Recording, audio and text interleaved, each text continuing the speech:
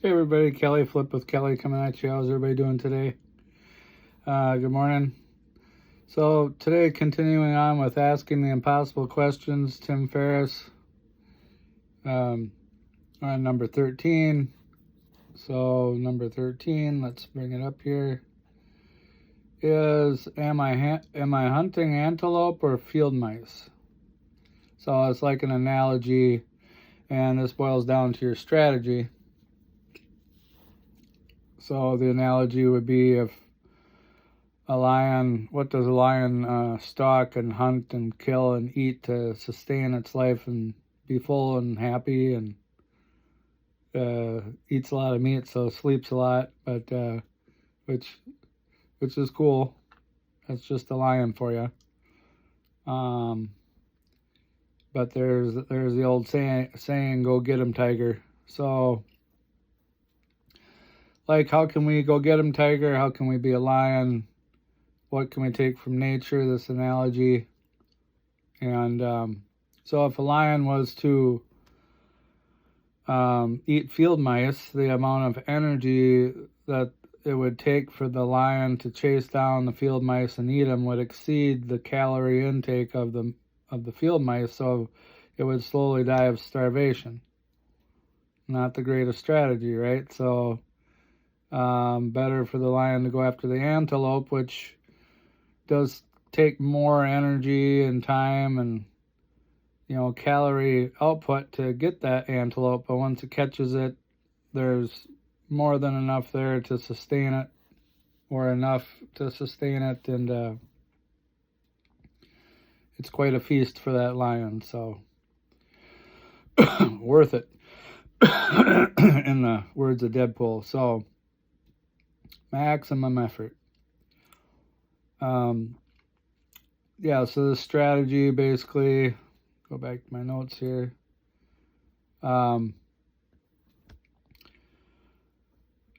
So are you, just ask yourself, am I focusing on the big things and letting the little field mice type thing slide?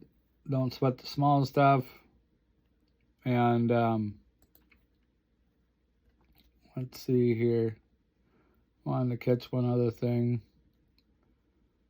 from this that I didn't put in my notes. Oh yeah, so basically it's the need, talking about the seller's need to sell. A wholesaler's need is to, or any marketer, that's what wholesaling is primarily, is marketing, the most important thing. So the need to focus on the big things and let the little stuff slide. So are you mired down working in your business or working on your business? Do you have your blinders on? Are you focusing on the little things that will eventually starve your business? Or are you focusing on the big things? Think bigger. And you get around people like I do that focus on these big things, and success leaves clues. So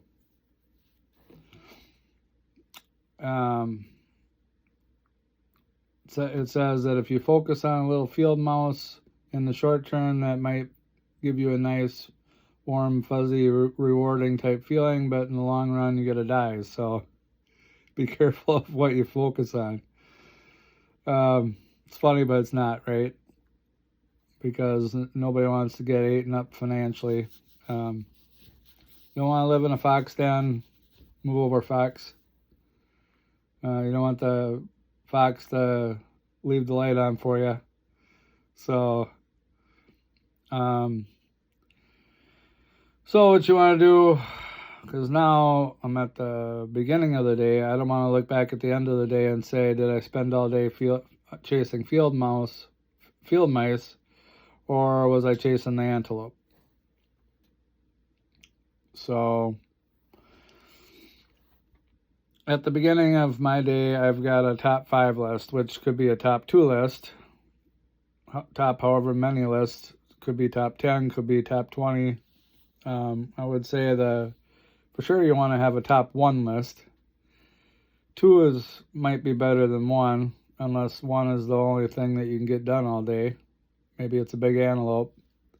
But I've always went off the top 5 list, high 5, a handful of things, and then prioritize 1 and 2, and maybe those other 3 can fall into place. You can label them 1 to 5, whatever you want to do.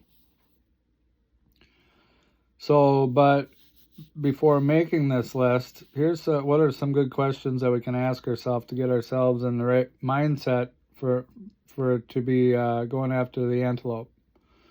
Tim Ferriss suggests the way that he often approaches how he looks at his to-do list or his top 5 list is one of the questions he asks himself is, which one of these top 5 to-do list, if it's done, would render everything else on the list easier or completely irrelevant? So there you're going back to eliminate, automate, delegate. But if you do this, maybe it eliminates that, or you're focusing on the big stuff. You're not sweating them smaller things, the things that are going to kind of be irrelevant, insignificant, or just render them irrelevant.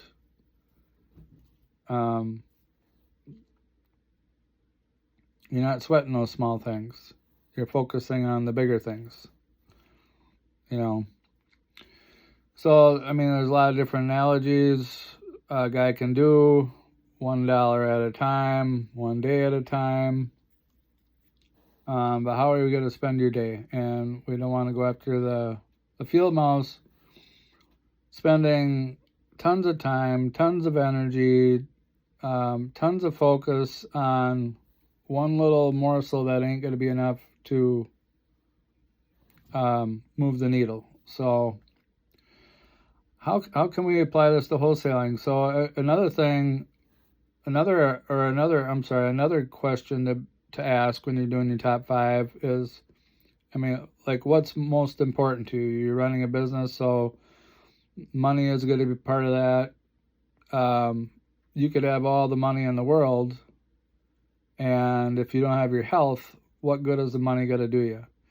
You die someday, you can hold on to that money ever so tight, but you got to be able to take it with you. The true things in life are the feelings, the memories, what you can remember, your imagination. Some people look at leaving a legacy, maybe generational wealth for your children, doing things for your community, tithing, giving back. Andrew Carnegie, his goal written on a piece of paper was to accumulate a fortune in the first half of his life, and then the second half of his life he wanted to give it all away. So that was his life goals. So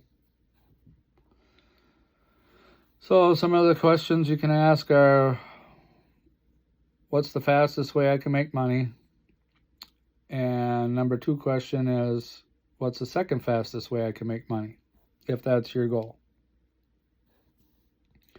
And hopefully you either go to the gym or go for a walk.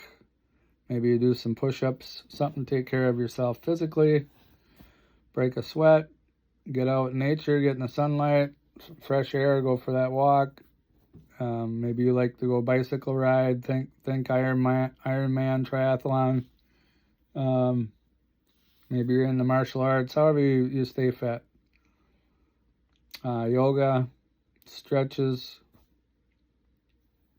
so you feel good, right? And you're feeling good, you got to do better in your business because you're stronger and you're feeling good. So those are some of the questions you can ask. Which one of these things on the list, what one thing can I do to domino affect the rest of them? Maybe the rest of them get easier if I do this one. Or maybe some of these other ones just become completely irrelevant because I did this one.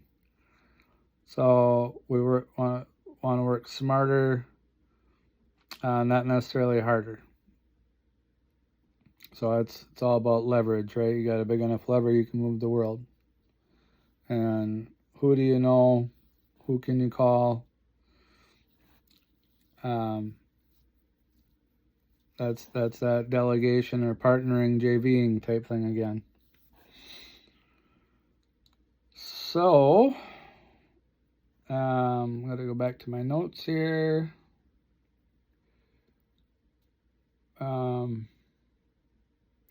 So what things can we do in our wholesaling that could move this needle for us? And we can go after the low-hanging fruit. What is low-hanging fruit? Well, hopefully you got the basics down. You're in a high population area.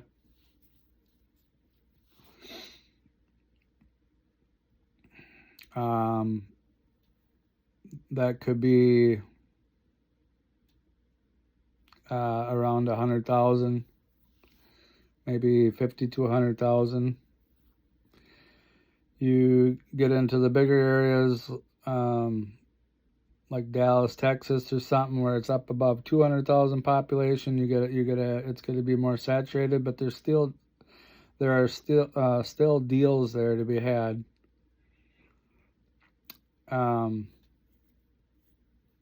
Low-hanging fruit would be like your government lists, driving for dollars, walking for dollars. Drive to the area you want to do your sticky notes, park your car, go on Google Maps, plan out your route. You want to do like the grid type thing.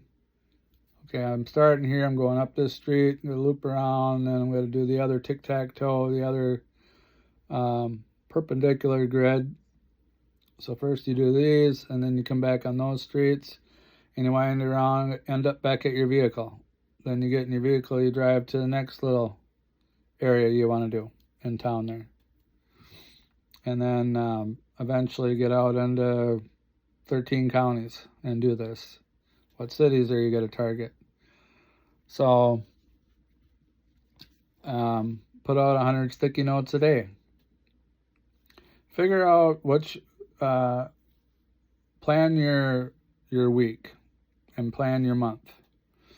What lists are you going to do, and what days are you going to do them, how frequently, how often, and are you pulling all these niche lists from all the cities or zip codes that you want to do, counties.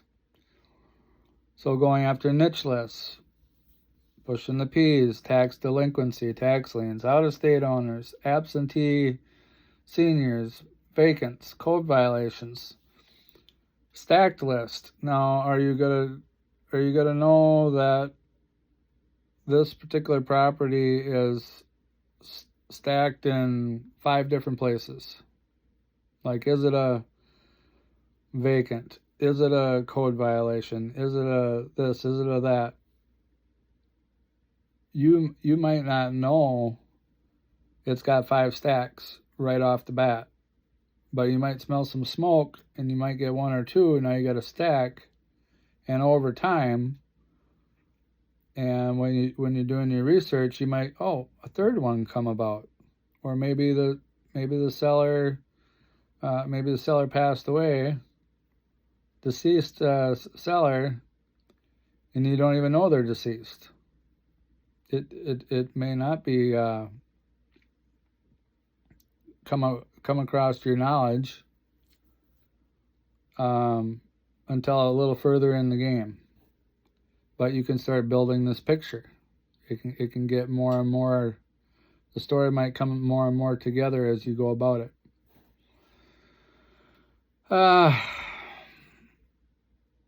sellers with high motivation could be a distressed owner financially. This could be a pre-foreclosure, not paying their taxes. That's what they say, right? That the two things that are guaranteed in life, you gotta die and pay taxes. And the United States is getting to be one of the most heavily taxed in the world nowadays. So everybody knows about taxes. So you get a tax delinquency list. You can just go down to the courthouse. In my area, I got to go down to the treasurers and pay $100 or so, and they email me the list over.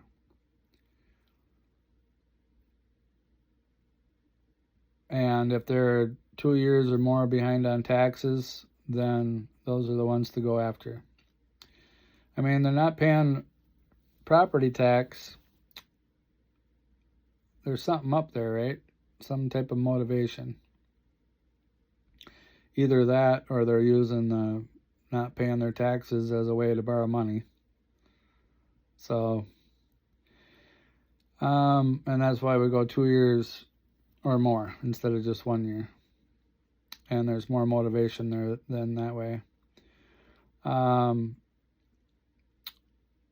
Distressed properties. You can go after distressed properties. That's your walking for dollars, driving for dollars. You know, it's not like you got to chase a field mouse around for an hour to catch it. You're just doing that quick sticky note, so there ain't a whole lot of time. You're hitting a lot of them. It's like catching a big net full of fish out in the sea. There's not a lot of money involved. A sticky note is 2 cents, and it's good for you to walk around. And while you're walking, why not fast? Just do it all. Kill 3 birds, 1 stone. Using AI in your business. Back in the day, it used to be just technology. Like the industrial is what propelled people.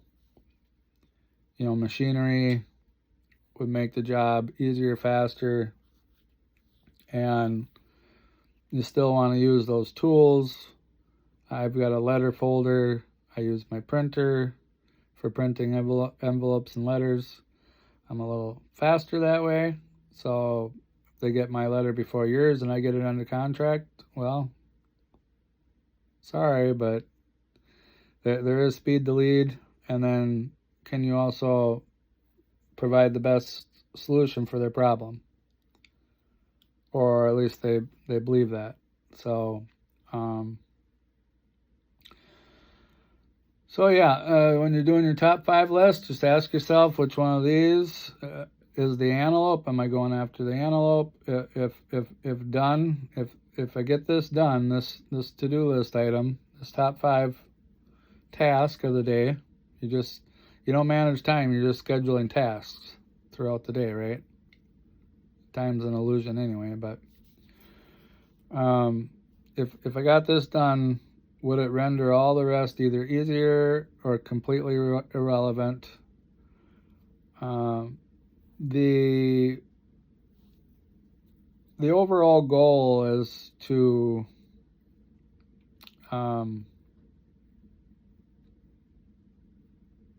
live a good life, right? To be satisfied. It's about love and then under that would become things what's important, what's urgent. So what do you want to be, have, or do in life?